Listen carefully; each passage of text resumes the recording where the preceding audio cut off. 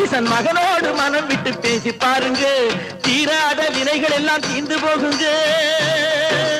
சத்தியமா சொல்லுறேன், தீராத வினைகள் எல்லாம் தீர்ந்து போகுங்க.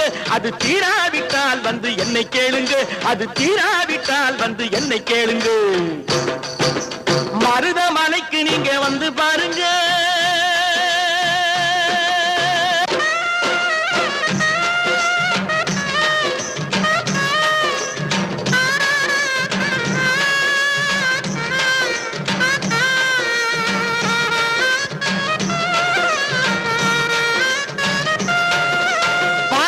சிவனாரும் மிதிச்ச மலை, இங்கு பாம்பாட்டு சித்தர் வந்து வசிச்ச மலை.